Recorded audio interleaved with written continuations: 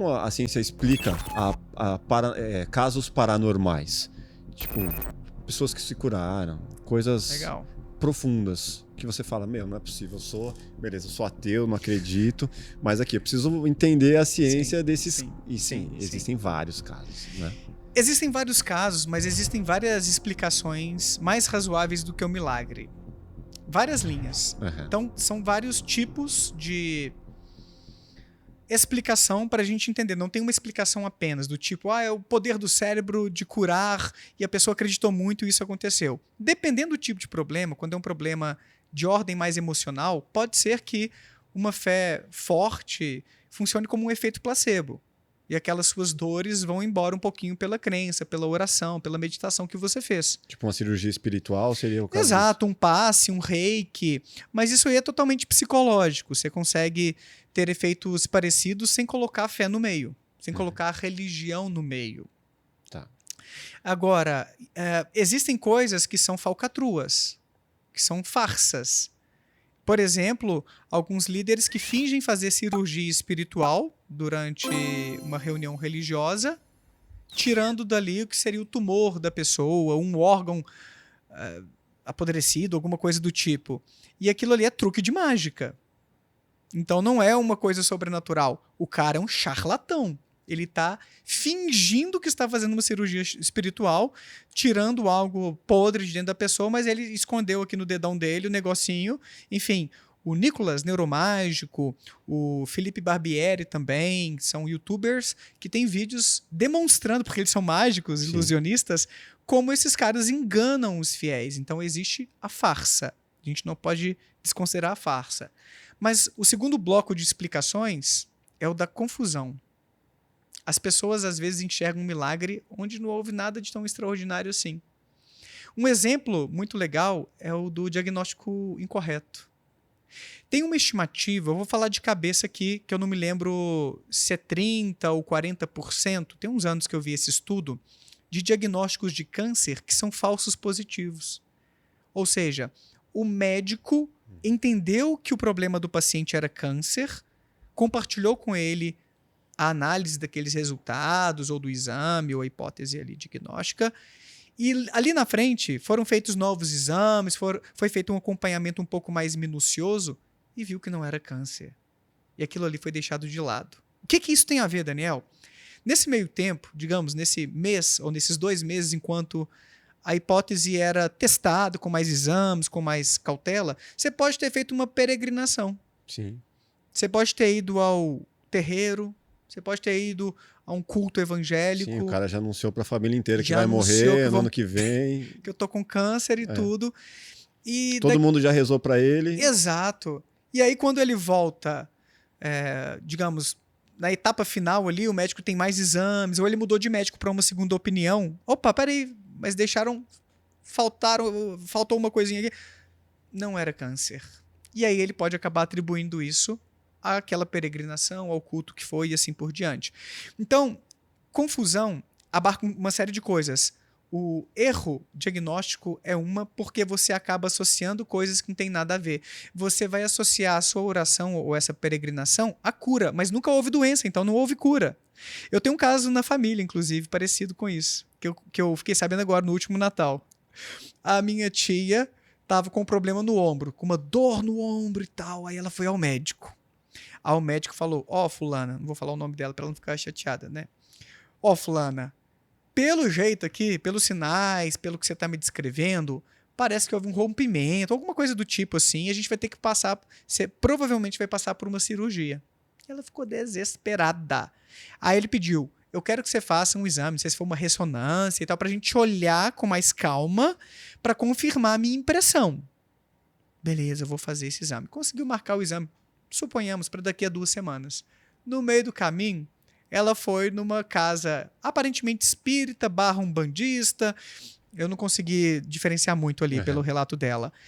E a mulher fez uma oração e fez lá um procedimento e passou para ela não sei se foi uma plantinha, alguma coisa para ela levar para casa e fazer um ritual lá.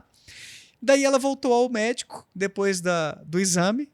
Olha só, tô olhando aqui agora, não vai precisar de cirurgia não, viu? Até a dor diminuiu um pouquinho, né? Um pouquinho diminuiu. Que coisa boa, hein? Não vamos precisar da cirurgia. E ela saiu de lá convicta de que foi a cirurgia espiritual ou o procedimento daquela médium. Uhum. O que garante que o prognóstico não teria sido o mesmo caso ela não tivesse visitado a médium? Nada garante. Quando a gente pega um caso isolado, não dá para a gente concluir isso. É o que a gente chama de evidência anedótica. Evidências anedóticas existem aos montes em várias religiões, de uma coisa, uma pessoa que foi curada aqui, ali, esses casos assim. Isso aí existe demais, mas provavelmente está no pacote do que a gente chama de confusões. É quando a pessoa, talvez, poderia ter aquele problema médico melhorado, porque ela ficou mais imóvel naqueles dias ali, mais quietinha, ao longo do tempo, e não precisou passar pela cirurgia. E não que foi o procedimento espiritual. Daniel, mas você também não pode descartar que foi. Como é que você garante? Você não falou que é um caso ali, uma evidência? Você não consegue, ué. Justo. O ponto é que a gente tem estudos científicos testando várias coisas para a gente ver o tanto que a mente humana nos ilude, nos engana. Vou dar um exemplo. Houve um estudo muito grande para testar o efeito de preces intercessórias sobre o prognóstico ou evolução de pacientes cardíacos. Então, eles precisavam fazer cirurgia cardíaca, e fizeram, e foram divididos em 3 grupos. Eu vou simplificar em 2, depois qualquer coisa eu trago um terceiro aqui, só para não ficar meio embolado o meio de campo. Eles quiseram ver se o grupo de freiras que orou pelo sucesso da cirurgia, pela evolução, pelo prognóstico daquele grupo A, digamos, teria uma evolução melhor do que o grupo B, que não recebeu as preces. Resultado: não houve diferenças entre os grupos. O grupo que recebeu a oração de freiras carmelitas, se não me falha a memória, não teve um sucesso superior ao grupo que não recebeu oração alguma. A bancada jogadora eram ateus. Não, e você acredita que foi um estudo? Eu acho que esse estudo, inclusive, foi financiado pela John Templeton Foundation, que é uma organização que tem como fundador um cara super religioso, cristão, e tinha na equipe padre, cientistas religiosos, a maioria da equipe era gente de fé. Colocaram a oração em prova, então. Exato, porque eles foram muito confiantes de que ia dar certo. Bom, essa é uma interpretação. E deu ruim, para eles se explicarem depois, foi uma saia justa. O Carlos Orsi e o Richard Dawkins relatam um pouquinho desse estudo nos seus livros O Livro dos Milagres e Deus, um Delírio, respectivamente. E vão muito além disso. Eles trazem várias explicações para essas coisas. Mas na própria ciência, a gente tem testes a respeito disso. Tem um neurologista cujo primeiro nome é Dennis. Ele foi num podcast, acho que no ano passado ou retrasado, falar sobre o efeito de orações sobre a recuperação de pacientes em coma. Aí ele cita que teve um estudo com, não sei se ele falou milhares de pacientes, que mostrou que o paciente em coma melhorou, saiu do coma ou teve sinais vitais melhorados depois de ouvir orações.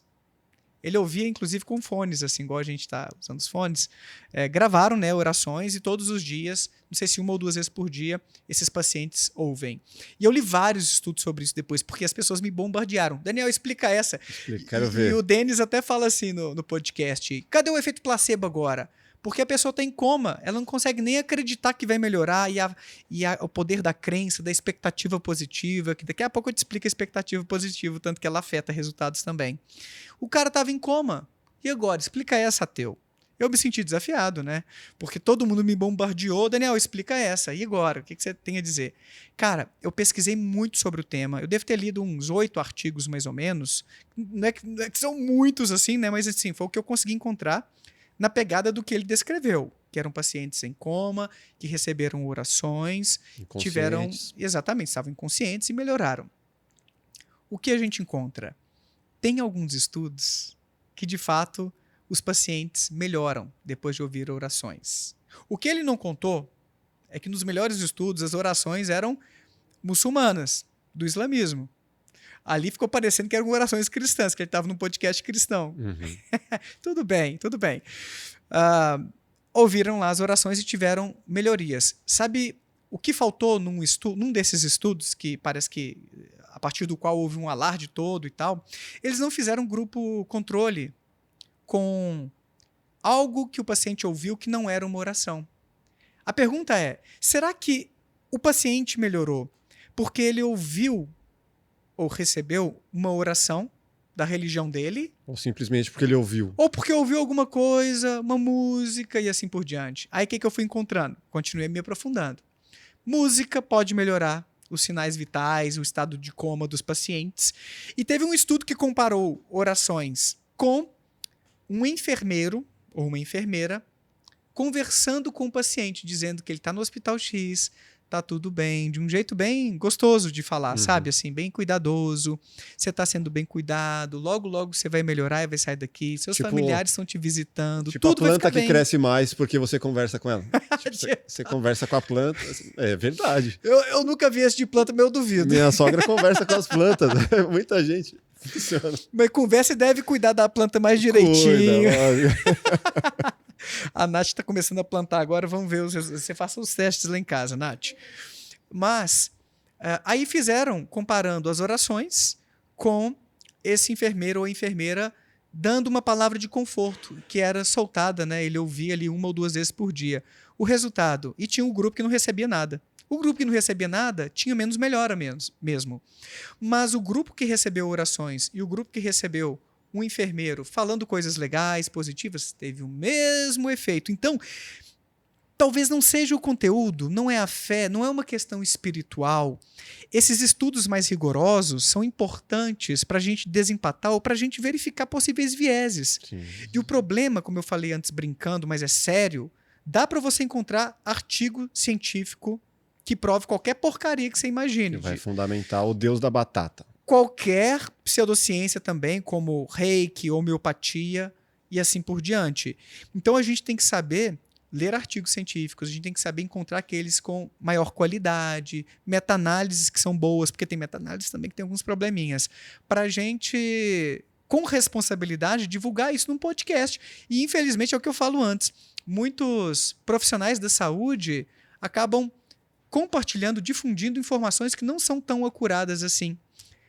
Eu escrevi uma resenha crítica recentemente de um livro de pesquisadores espíritas sobre vida após a morte.